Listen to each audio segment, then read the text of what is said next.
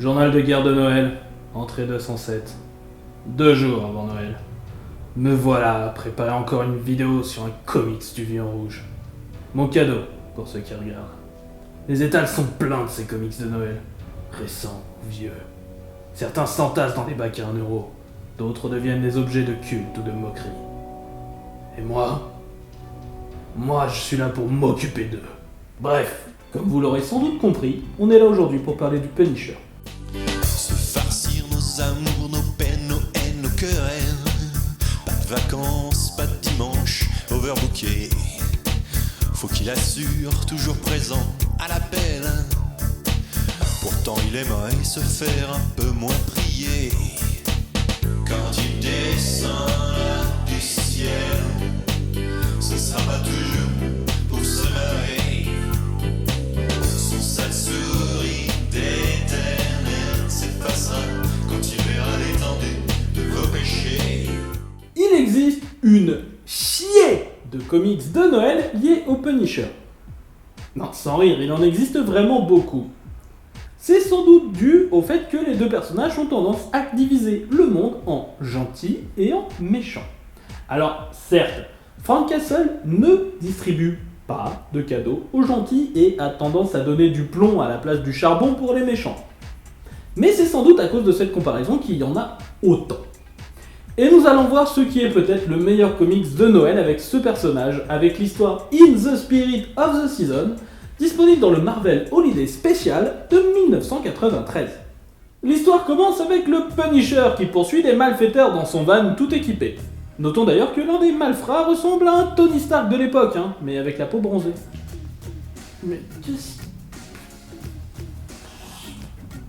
Les malfrats arrivent à échapper au Punisher à cause du feu rouge. Oui, ok, dit comme ça, c'est ridicule. Mais au vu du trafic en face et des civils dans le coin, même le Punisher il s'arrête.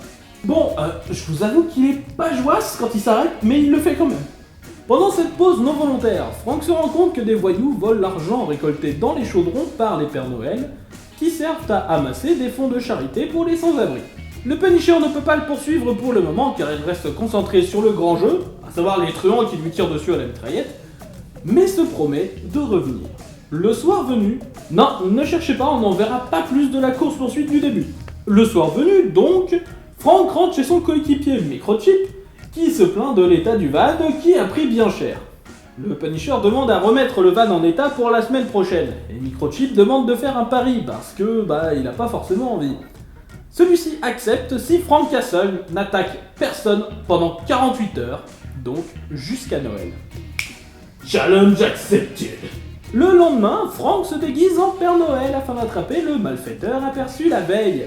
Ce dernier arrive et tente de voler l'argent, mais le Punisher a changé la chaîne par du métal beaucoup plus résistant, ce qui le fait tomber, et ensuite Frank l'attrape par le paletot et commence à engager un interrogatoire assez brutal. Bon voilà, le Punisher a raté son pari. On parle ici, dans les termes du pari, de no offense at all. Et on peut estimer que soulever un type par le paletot, ça rentre quand même dans les offenses.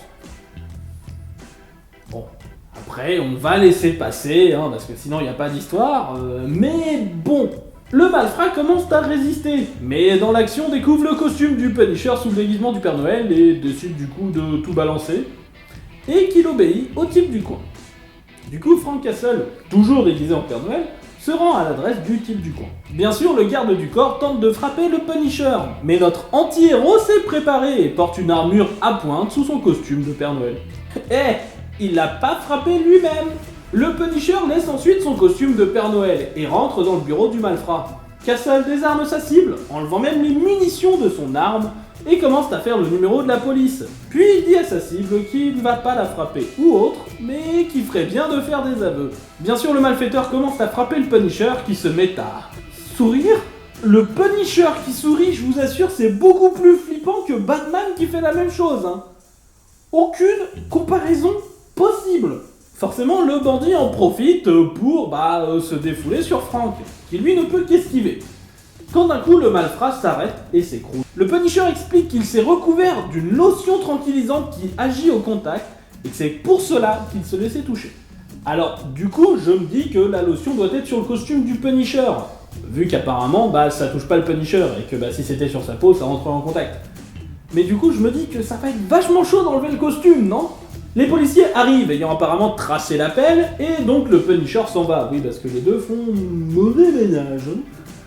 Et il s'en va rejoindre son acolyte, où les deux vont se disputer sur le fait de savoir si oui ou non, Frank a réussi son pari. Alors, pour moi, non, à cause du mec du début. Mais bon, au vu de l'inflexibilité habituelle du Punisher, je concède pour l'effort. C'est d'ailleurs aussi ce que fait Microchip, l'acolyte, qui pourtant clairement insiste sur le fait que les gens se sont blessés par rapport à sa présence. Mais bon, il accepte quand même, Castle est triste parce que le malfaiteur pourra recommencer une fois sorti de prison, et l'histoire se finit sur un mélange joyeux Noël, joyeux Hanouka. Et fin, un très beau comics pour bien sûr la jouissance de voir le changement dans les habitudes du Punisher, mais ça se révèle extrêmement bon à suivre. Sans rire, un épisode où le Punisher se doit d'être créatif et de ne pas tuer, tout en respectant l'essence du personnage. Moi je dis bravo, vraiment. Et demain on se retrouve pour un autre comics de Noël. Salut.